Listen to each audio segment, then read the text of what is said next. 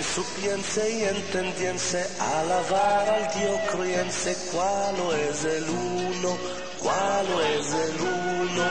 Uno es el criador, uno es el criador, uno es el criador, Baruch Hu, Baruch Shemo.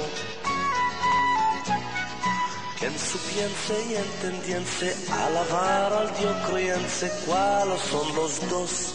¿Cuáles son los dos? Dos Moshe y Aarón, uno es el criador, uno es el criador, Baruch Hu, Baruch Shemo. Quien supiense y entendiense alabar al Dio criense, ¿cuáles son los tres? ¿Cuáles son los tres? Tres nuestros padres son, dos Moshe y Aarón, uno es el criador, uno es el criador, Baruch Hu, Baruch Shemo. Quien supiense y entendiense alabar al Dio criense, ¿cuáles son los cuatro? ¿Cuáles son los cuatro? Cuatro madres de Israel, tres nuestros padres son, dos Moshe y Aarón, uno es el criador, uno es el criador, Baruch Hu, Baruch Shemo. Quien supiense y entendiense alabar al Dio criense, ¿cuáles son los cinco?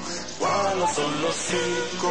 Cinco libros de la ley, cuatro madres de Israel, tres nuestros padres son, dos Moshe y Aarón, uno es el criador, uno es el criador, Baruch Hu, Baruch Shemo.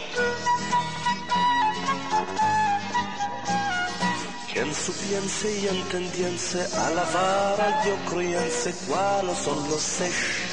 ¿Cuáles son los seis? 6 días de la semana, 5 libros de la ley, 4 madres de Israel, 3 nuestros padres son, 2 de Moshe y Aarón, uno es el criador, uno es el criador, Baruch Hu, Baruch Shemo. Quien supiense y entendiense alabar al Dio criense, ¿cuáles son los 7? ¿Cuáles son los 7? 7 días con el Shabbat, 6 días de la semana, 5 libros de la ley, 4 madres de Israel, 3 nuestros padres son, 2 Moshe y Aarón, uno es el criador, uno es el criador, Baruch Hu, Baruch Shemo.